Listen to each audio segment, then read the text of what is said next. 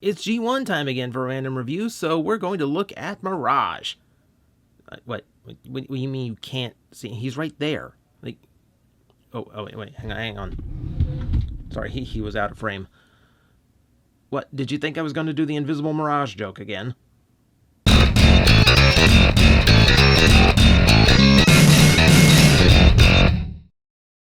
I'm in a bit of an old school mood today, and luckily it wasn't too long ago that I picked up something old school at one of my favorite comic book shops.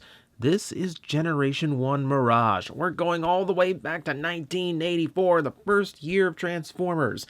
So you will excuse this toy if the stickers are a little rough, some are missing, and a few things are loose.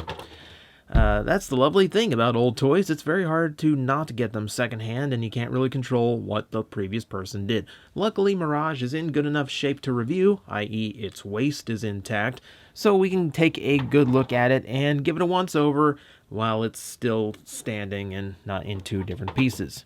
What we have here is a classic-style F1 race car looking exceptionally cool in its blue plastic and white plastic with white paint accents all over and a little bit of chrome here and there because G1 really liked its chrome.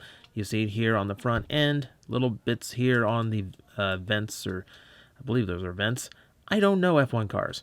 Engine in the back and the spoiler. You also have actual rubber tires. This is before they started replacing everything with all plastic tires and all plastic construction. That means there's a little bit of die cast in him too. Right now, it's here on the rear section. That's going to make a little bit more sense after we transform him.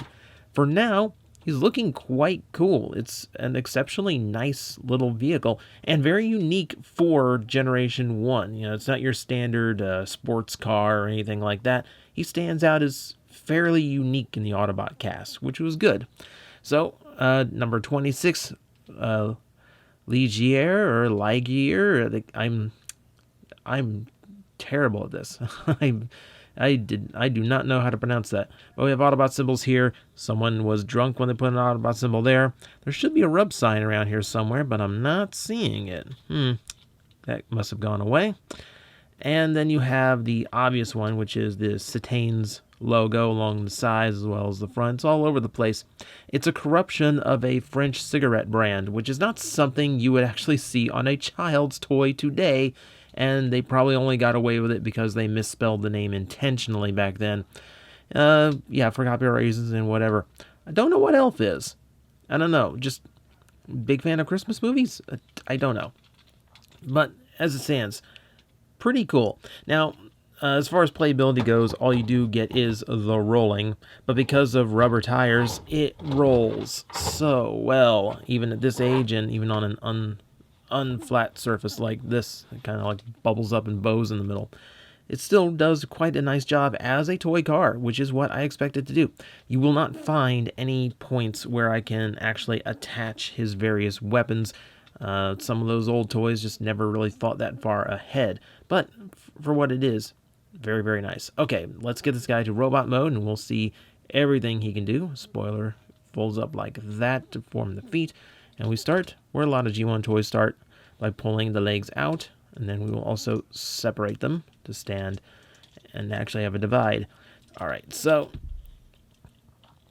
front end goes down. It's way ahead of me on that, thanks to some loose joints. No tabs or anything that hold that, by the way. That's supposed to just be friction, and it doesn't do a good job of it because it is old. All right, I'm going to go ahead and pull the arms out here and raise them up so they're out of the way. Here's the scary part. Here's the scary part. Okay, he's fine. He's absolutely fine. And that's it. It's a G1 toy, so don't expect a complex transformation. This is Mirage in his robot mode. And you know what? The transformation is satisfying. I mean, it's quick and it's not nearly as complicated or clever as the stuff we would see today. But for G1, there's a lot of nice little elements that is very familiar to a G1 transformation. You know, if you're nostalgic for that, it's a little bit of all the elements you would want out of such a transformer. So in that, I think he succeeds quite well. So, taking a look, The head is very reminiscent of his animation model. He's got those fins on the side, yellow eyes, and the silver mouth, and all this. Yeah, if I could get it to focus on the head, the chest is still sticking out so far. So yeah, there's clearly a lot of differences between the anime. Stop, focus. Yeah, I might have to go manual focus for this. So yeah, there are clearly a lot of differences between animation model and what, but the familiarity is there. I do recognize the character, and that's pretty much all I'm really going for here.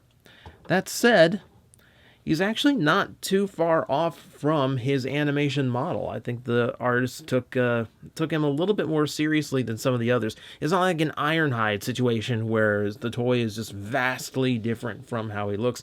And it's not even like a Prime situation where they filled in gaps and whatnot. They pretty much just thinned the toy down, and that's pretty much it. If you look on the sides of the animation model, you'll still see these white outlines on the shoulders. You'll still see silver on the knees and the feet. It's actually pretty close, a lot closer than some Generation 1 toys got. I think that's a definite boon for Mirage in general. As we can see, there are new sticker details revealed here. There's some here buried inside of his chest to give him a little bit more of a mechanical look. The kind of thing you just don't see anymore, which is kind of cool. It's always that little reminder that tells you this is an 80s toy, similar to like those chest details where, it's supposed to be vague mechanical detailing, because you just let all those sensitive robot bits just hang on the front of your body where all the blaster fire is coming in. Also, I'm starting to see why they put the Autobot symbol there. I think they meant that to be right side up. Oh, it's interesting. I kind of like figuring out like what went behind some of those decisions because they tend to come from very personal or unique viewpoints. It's kind of interesting. But again, we can see where I do have stickers missing on mine. It's just not a whole lot we can do about that. Just imagine the other ones there because I'm not photoshopping it in.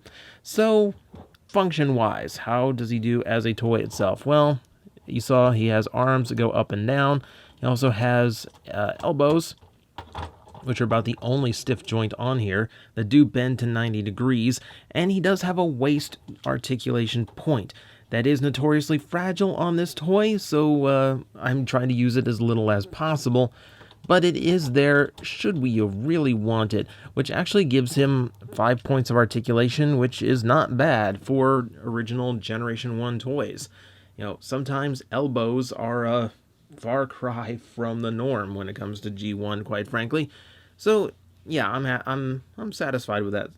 So, let's see, what else do we do? Well, we do have his blaster rifle, which is a nice little design. I like this gun. It's very long, very slender. It has kind of a sniper rifle look, which for a guy who can turn invisible, I would imagine pretty good weapon to have.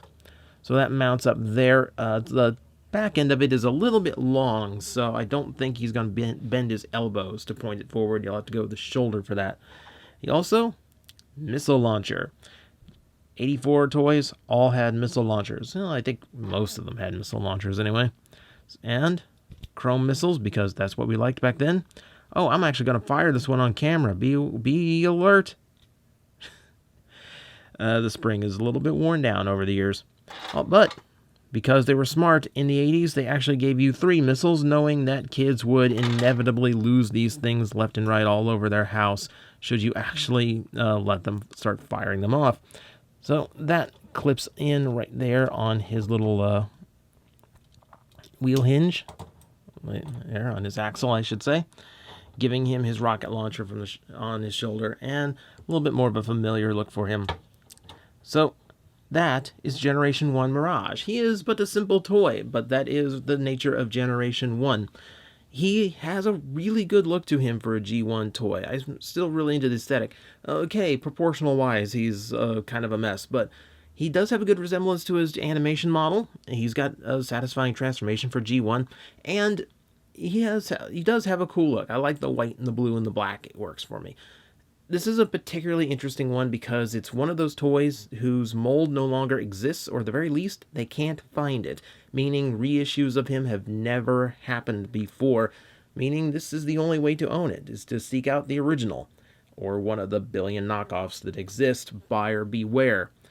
But For a G1 enthusiast, I'd say he's worth tracking down. I mean, just the fact that he's not going to get reissued kind of makes sure that your investment is going to last. And yeah, I'm just particularly fond of the guy.